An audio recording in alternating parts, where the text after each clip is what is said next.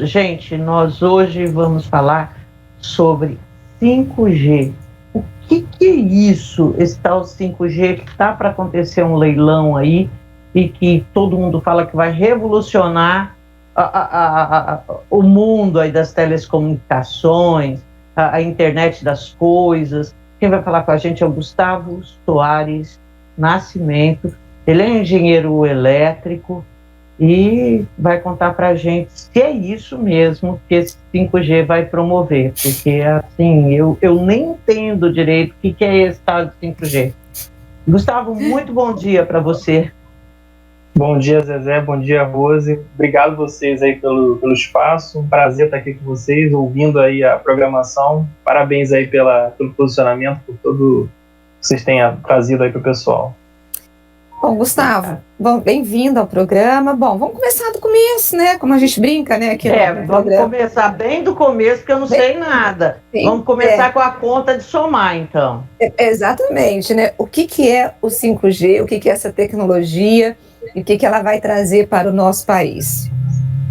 Olha, falando bem objetivamente, Rose e Zezé, o 5G nada mais é do que tudo que a gente já viveu até aqui, só que mais rápido. Então a gente fala que a tecnologia está se acelerando, está melhorando, aprimorando, e é mais ou menos isso que aconteceu com o 5G. A quinta geração da internet móvel, né, da comunicação móvel, traz exatamente isso, mais velocidade, menor latência. Né? O que é a latência? É aquele delay que lá atrás nós vimos, né, no início da década dos anos 2000, aí, jornalistas em outros lugares se comunicando pela internet com links que demoravam alguns minutos lá para você fazer uma pergunta e responder. Com 5G isso é instantâneo, a ponto de, por exemplo, um médico está em outro país operando uma pessoa através de um bisturi controlado por um robô e do outro lado o médico lá manipulando um joystick de tal forma que ele tenha velocidade ali e precisão para envio da informação quase que em tempo real, quase que instantâneo. Então, basicamente, o 5G é uma rede muito rápida. Agora, o Brasil está... Vai lá, Zezé. Bom, a gente tem, então, ouvido falar do 5G e junto com essa conversa que a gente ouve de 5G, tem a história que tem a tecnologia chinesa e a tecnologia norte-americana, inclusive isso causando uma disputa entre esses dois países para ter o Brasil como consumidor. O que é uma, o que é outra? E a China pode mesmo espionar a gente com essa tecnologia? Pois é, Zé. Na prática tem só um detalhe, né? A tecnologia 5G foi desenvolvida por 3 empresas, né? Uma chinesa e 2 finlandesas. Então, na prática, os Estados Unidos não criou de fato o 5G, né? Eles têm empresas que utilizam a tecnologia, mas a maioria das patentes está realmente ali China e Finlândia. Então, os Estados Unidos está mais ocidentalizado nessa questão, colocando o que ele chama de backdoor, ou seja, uma porta de acesso ali nos equipamentos da empresa chinesa lá, de tal forma que, no entendimento dos americanos, e eles têm empregado isso para o mundo, há uma possibilidade, né, de consulta, de coleta de dados sigilosos dos usuários, e os usuários, como a gente sabe aqui, não é a Zezé, a Rose, o Gustavo, eles questionam dados até governamentais e de empresas, né? Então, é uma questão que, na prática, transcende, né, a empresa chinesa. Isso é uma questão que se coloca muito no mercado de TI. Muitas empresas já foram acusadas disso, já houve vazamentos e, às vezes, são encontradas falhas de proteção, falhas de segurança, e elas são trabalhadas. É natural que isso aconteça, não é nem por ser uma questão proposital. Então, na prática, a gente viveu aí um pouco desse lobby, né, dos Estados Unidos, mas, fundamentalmente, os diferenciais da tecnologia chinesa são principalmente por isso. E é isso que está se colocando na mesa, principalmente num país continental como o nosso, onde as redes serão caras para serem implantadas, né? Então, e é isso que eu ia te perguntar. O Brasil, ele está preparado para receber esse 5G? Ou o que ele vai ter que fazer para se adequar para que nós possamos, em todos os estados, termos aí uma uniformidade, não sei se eu posso dizer isso, para poder usar essa tecnologia? Não, perfeito, Rose. O leilão do 5G que está em debate aí, inclusive na semana passada o TCU fazendo lá o parecer, né, do relator, colocou de fato uma homogeneidade na distribuição, na implantação dessa tecnologia, a tal ponto de trazer até mesmo 4G para todas as localidades com mais de 600 habitantes em todo o Brasil. Então, é lógico que o 5G não vai chegar em todos os lugares instantaneamente, vai ter um plano ali de implementação, mas a tecnologia 4G também está embutida ali como contrapartida das teles, né? Então, haverá uma melhoria significativa da cobertura geral de telecomunicações.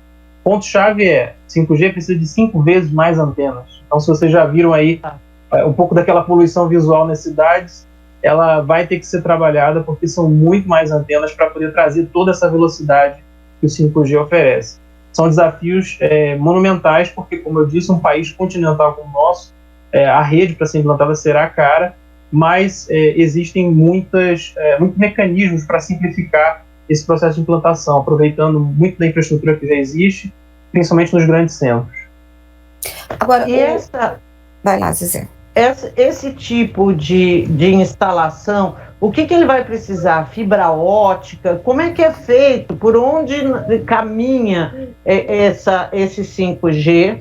E nós temos aqui no Brasil quem fabrique esses equipamentos que vão ser usados para instalar essa rede?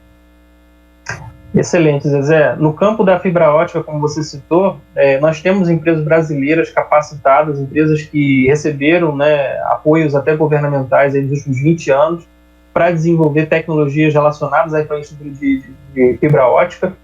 Algumas das contrapartidas relacionadas lá no leilão do 5G dizem respeito à implantação de rede de fibra ótica fluvial na região amazônica, né, pelo Rio Solimões, Rio Negro e até o próprio Amazonas, de tal forma a levar conectividade para esses rincões, né, essas áreas mais distantes aí do Brasil, e lá na ponta, né, na saída dessa fibra, temos torres, temos aquelas antenas, né, de fato, para trazer ali o sinal sem fio na localidade. Então, muito trabalho ainda pela frente, né, muita coisa já foi feita nesse campo da fibra ótica, da expansão da banda larga no Brasil, mas ainda há muito o que fazer, principalmente por isso que o governo está colocando aí no leilão essas contrapartidas de expansão, não só da rede sem fio, mas também de toda a infraestrutura cabeada que vai levar todos esses dados aí até as pessoas. Né? Agora, e o produtor brasileiro tem condição de fabricar isso, Gustavo? Olha, quando a gente fala especificamente de fibra ótica, sim.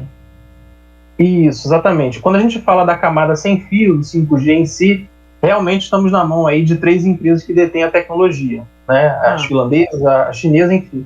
Mas na prática, elas têm produção também nacional, pelo menos uma delas eu vi notícia recente que vai fabricar então placas aqui no Brasil para essas antenas, essas herbes 5G. Então, é possível sim a gente ter no mercado local produção nacional, porém ainda de uma empresa multinacional. Gustavo, você falou que a tecnologia 5G ela vai exigir 5 vezes mais antenas do que essa que nós temos hoje. Eu me lembro quando nós começamos há 20, 30 anos o uso do celular, o grande debate no Brasil que se instalou foi em relação à instalação de antenas e a história das doenças, aquela coisa maluca. Então ninguém quer ter uma antena do seu lado. E nós tínhamos aquelas antenas enormes. Houve algum progresso em relação ao tamanho das antenas? Você compartilha, eu sei que hoje tem compartilhamento. Como que é essa história das antenas? Porque isso pode ser um problema, um impasse aqui no Brasil, né? Com certeza. Houve muita discussão recente, principalmente por conta da poluição visual das antenas, né, como se tem anteriormente. Na prática, um grande volume de antenas. As teles têm trabalhado para otimizar custos de implantação, fazendo o que eles chamam de roaming, né, o sharing ali da infraestrutura compartilhada um ao outro. Inclusive, no leilão também há uma iniciativa da Anatel em provocar as teles a não deixar o seu cliente desassistido, mesmo que fora da área de cobertura. Ou seja, elas também bancarem, vamos dizer assim, um aluguel, né, das concorrentes quando não tiverem disponibilidade ali e um cliente está ligando ali a sua linha, né, está instalando sua linha. Mas falando especificamente dessa questão das antenas, Rose, elas são menores, elas são mais eficientes no caso do 5G, isso já melhora bastante essa questão. Na prática, em relação a questões de saúde, nada se falou nos últimos 30 anos sobre os problemas que, eventualmente, o uso do celular ou de antenas tenha causado. Existe sim algo no sentido de ionização quando a gente fala de linhas de transmissão, né? Então, quando você tem grandes linhas de transmissão, é proibido construções abaixo das linhas ao redor, mas em relação às antenas, a potência do sinal emanado é muito pequena, os riscos de saúde são mínimos. Acredite ou não, um celular emite muita potência ali para se comunicar com uma antena e a gente coloca no ouvido, né? Então, não é necessariamente um problema ainda. Gustavo, nós tivemos a pandemia e com ela nós tivemos aí uma mudança no comportamento de quase todo o mundo, né? As aulas vieram para dentro de casa, os cursos, o trabalho, e isso fez com que todo mundo tivesse que ter uma boa internet e nós tivéssemos que conviver com a internet ruim, com aquelas falas de robô, e a gente percebeu que não dá mais para viver sem esse negócio, né? Nós precisamos. Hoje, por exemplo, eu estou fazendo esse programa de casa, você está aí no seu escritório, às vezes está na casa dela, e é possível trabalhar, assim, há uma mudança no comportamento. Você acha que com a história da pandemia acelerou essa mudança de comportamento em relação às questões de corporativas, e isso faz com que os governantes, principalmente no Brasil, que está esse debate entre essa disputa da China e Estados Unidos, possa sensibilizar os governantes de que nós precisamos, de fato, de uma boa internet? Não, sem dúvida. Eu acho que a pandemia acelerou demais o processo de transformação digital, né? Nós temos observado isso, grandes movimentos de empresas, grandes corporações que têm gestores, pessoas de alta liderança que são mais idosos e muitas vezes estão desconectados dos seus times. Essa interação, né, com as empresas, principalmente industriais, onde o gerente, o diretor precisa interagir com seus times e estar de casa. Enfim, o teletrabalho ele é uma realidade para empresas realmente que trabalham em escritórios, mas até mesmo para esse tipo de segmento também do âmbito industrial e até de utilidades, etc. Olhando a educação, né, o lado das crianças, sem dúvida que era uma necessidade realmente o processo de universalização das escolas, isso está se intensificando. Na semana passada até o voto do relator sobre o leilão do 5G chamou a atenção da Anatel para isso, né, que pouco se falou, nada se falou sobre aproveitar esse leilão do 5G para ampliar a universalização da internet banda larga nas escolas, que é um processo que está para ser concluído em 2024, tem uma lei específica para isso.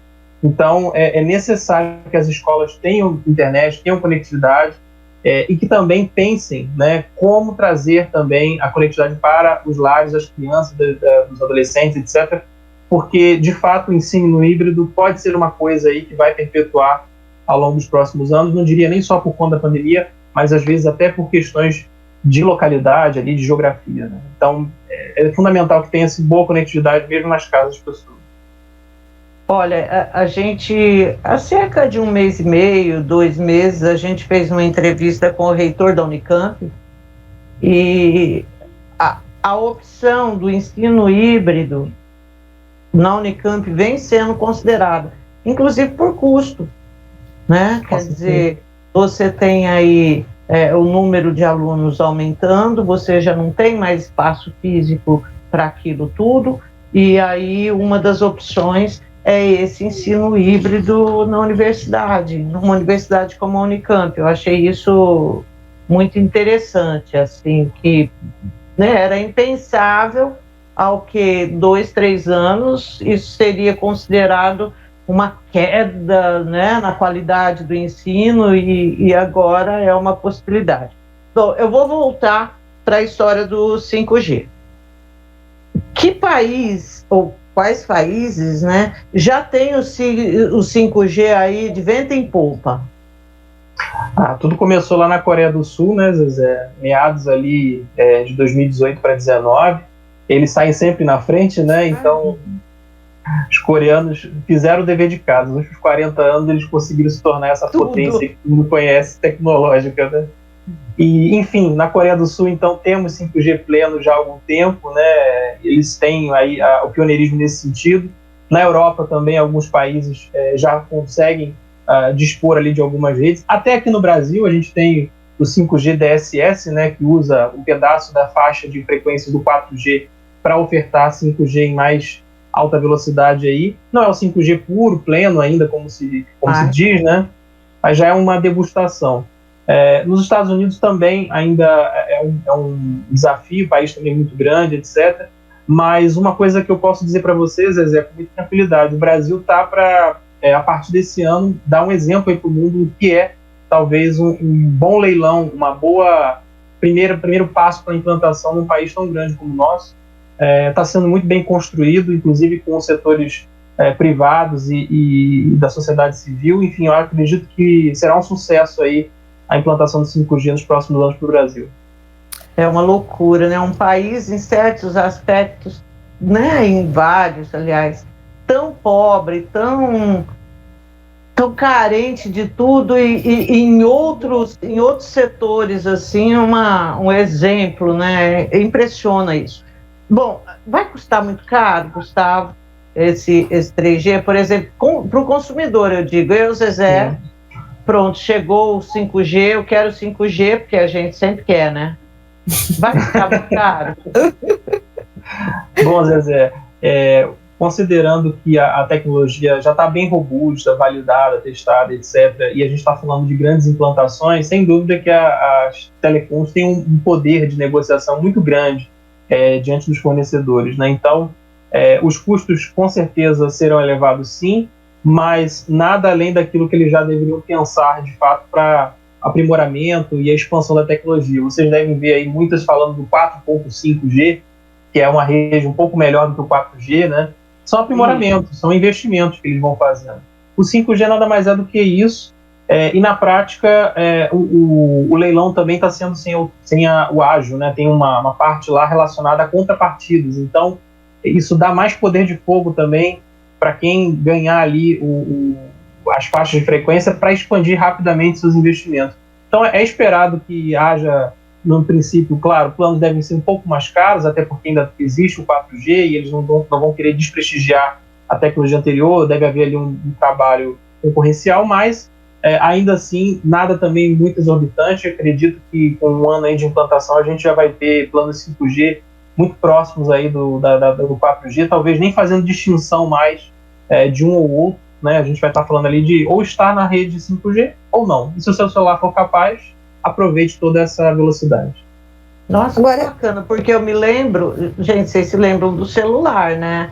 A loucura que foi, todo mundo queria, mas muito poucos podiam pagar. E aí, num tempo muito curto, eu me lembro, assim, todo mundo tinha celular. Aí foi uma surpresa, assim, né? Porque esse início patinando e depois todo mundo com o celular na mão.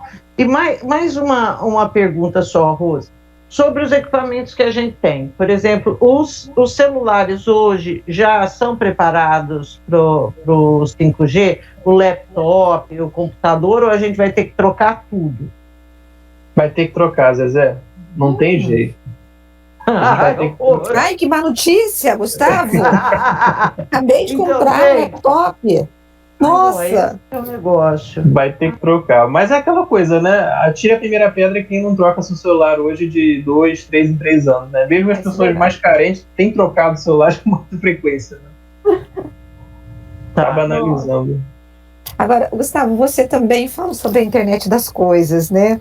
Exato. E assim, primeiro eu gostaria que você falasse só para os nossos ouvintes saberem o que é isso, mas eu já vou emendar uma outra pergunta. Eu lembro que eu entrevistei uma vez um gerente do CPQD e ele falou um pouco sobre a internet das coisas, e aí eu fiquei me imaginando no mundo do Matrix, né, daquele filme, né, assim, cada vez, não é uma coisa maluca, mas eu fico pensando, porque para poder funcionar, tudo tem que estar interligado, tem que ter tecnologia.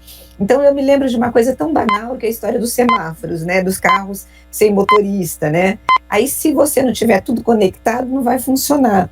E no Brasil eu sempre tenho a impressão que nós estamos um pé atrás, ou um passo atrás, vamos assim dizer, porque eu sempre erro no ditado, um passo atrás, né? É possível no Brasil a gente usufruir dessa internet das coisas?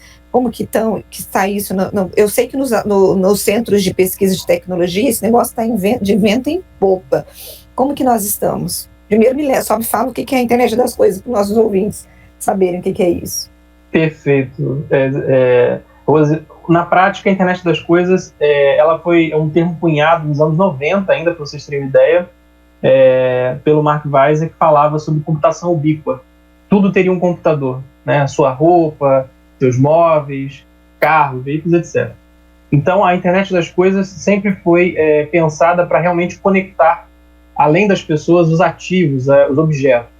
E isso não foi possível durante, vamos dizer assim, até o início dos anos 2000, muito por conta ainda do momento embrionário da internet, né? A internet por si só ainda estava nascendo, que dirá a internet das coisas, né? Então, passados aí 20 anos desde as .com, vamos dizer assim, de fato a gente está muito mais robusto tecnologicamente. Existem tecnologias que hoje habilitam ecossistemas de internet das coisas.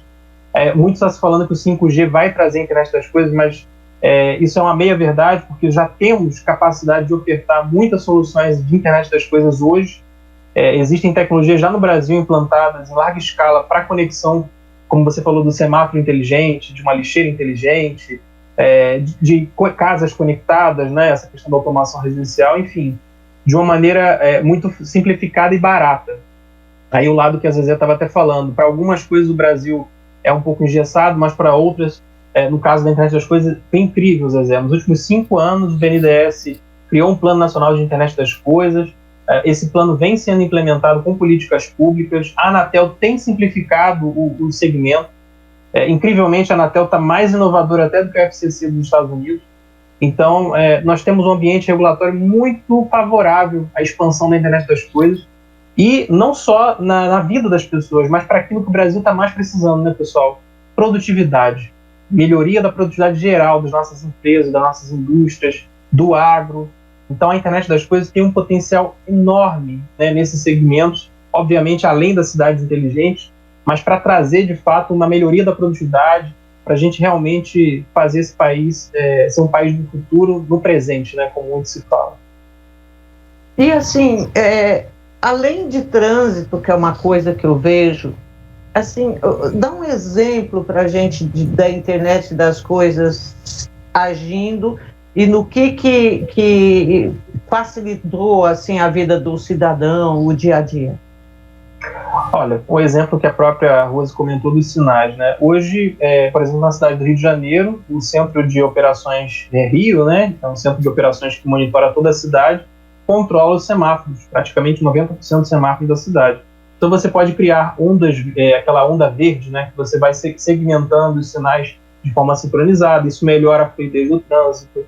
Quando você fala, por exemplo, numa lixeira inteligente, você traz ali a oportunidade de avisar que está lá X nível lá de lixo estocado, melhora a rota do caminhão de coleta. Quando você também tem ali dispositivos até wearables, que também estão dentro desse mecanismo da internet das coisas, para monitorar, por exemplo, pessoas idosas, pulseiras inteligentes, enfim. Nós temos aí um sem igual, né, de aplicações para pensar a internet das coisas. Tá, inclusive desse ponto de planejamento urbano. E essa é uma coisa muito legal, né? Porque acho que o poder público, assim, se puder otimizar esse imposto que a gente paga, a gente vai poder ter uma qualidade tão melhor no serviço que o Estado presta, né? Porque sem dúvida. Vai ter desperdício em... E nesse sentido, a cidade de vocês aí é um exemplo, né? Campinas tem uma série de iniciativas muito relevantes na internet das coisas, na área de medição de consumo de água em hidrômetros inteligentes. Vocês também já fizeram pilotos aí para essa questão também de gestão urbana. A gente tem relacionamento também aí com o CPQD, com outros órgãos aí também da região. A gente sabe como Campinas é inovadora nesse sentido e são isso, né? Soluções principalmente pensadas para melhorar a vida das pessoas nas cidades.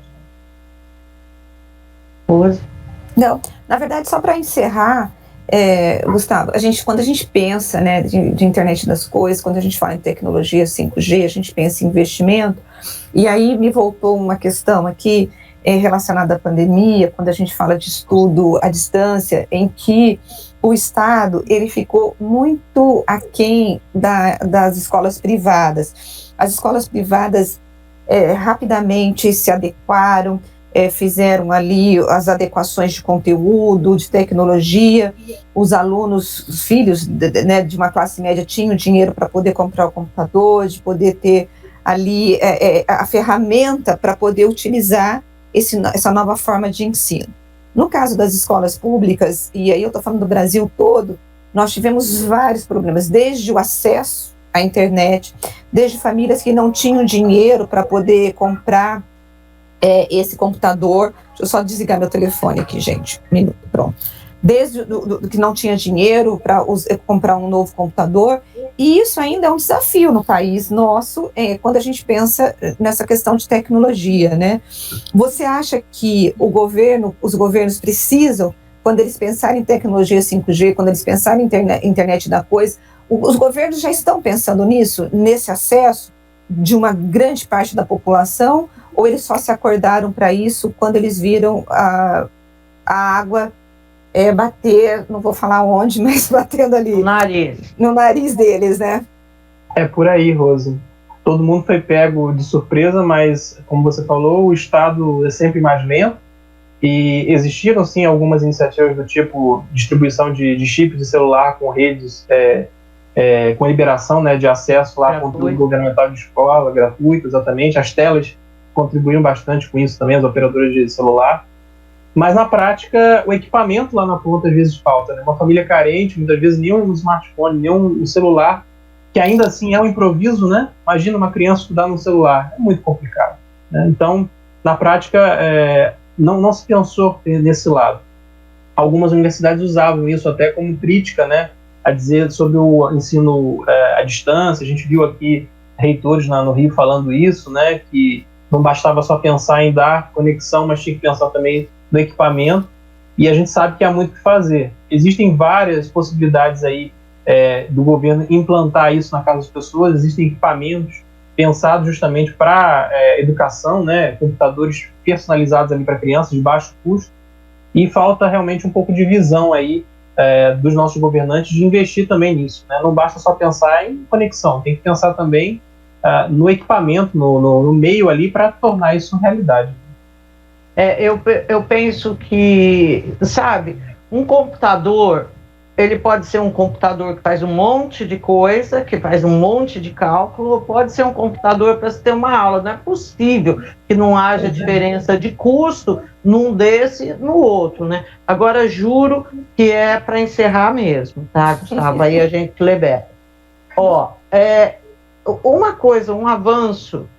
Uns dizem que foi avanço, outros dizem que não foi, mas o fato é que a gente viu que durante a pandemia a história das consultas online também ganharam um up aí, né? Ao ponto de prefeituras, a gente falava com o prefeito de Indaiatuba aqui pertinho há um tempinho atrás, e ele dizendo que ele criou um departamento de consulta remota.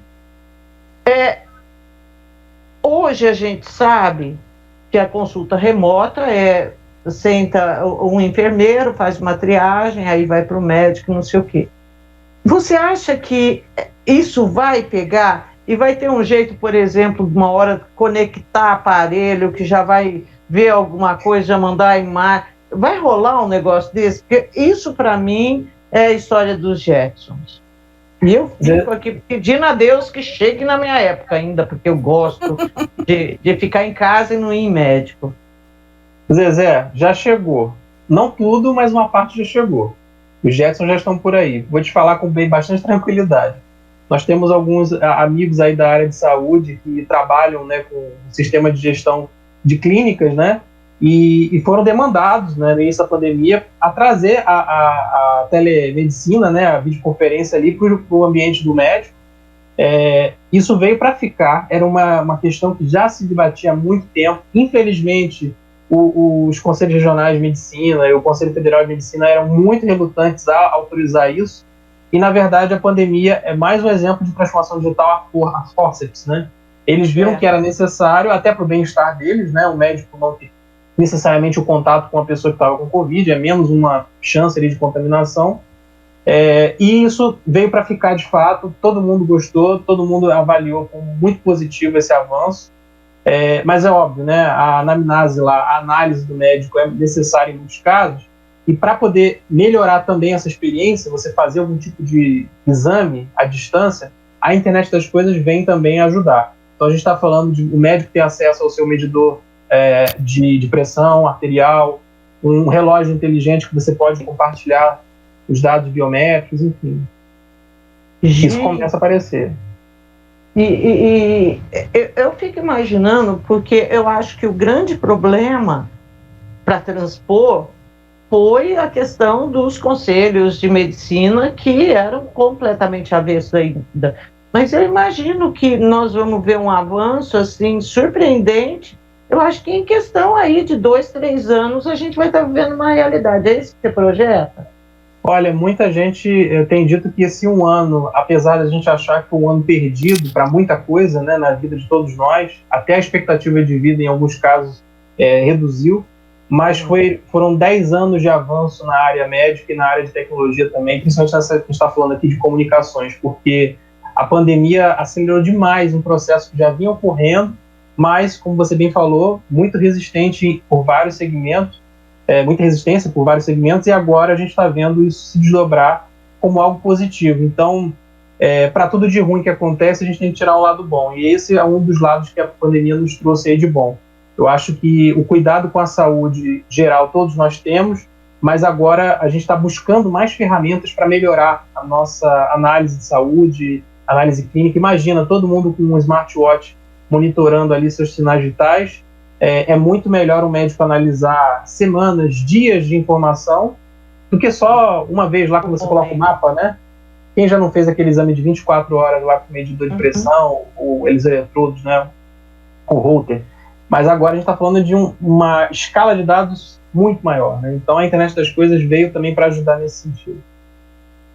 Bom, Gustavo, obrigada pela entrevista, foi muito esclarecedora, né, Rose? Obrigado. Olha, adoramos, assim, uma aula. A gente vai sair falando para os outros agora, porque agora a gente vai dar uma de sabida por aí. Olha, muito bom. Um abração para você, boa semana e bom resto de dia. Obrigado para você. Uma boa semana, parabéns aí pelo programa, e todas as ordens, qualquer dúvida, estou à disposição. Tá certo. Muito obrigada. Vamos transformar em nosso consultor. Consultor. Ixi, precisamos disso. Um abraço. Tchau, tchau. Bom dia. Tchau.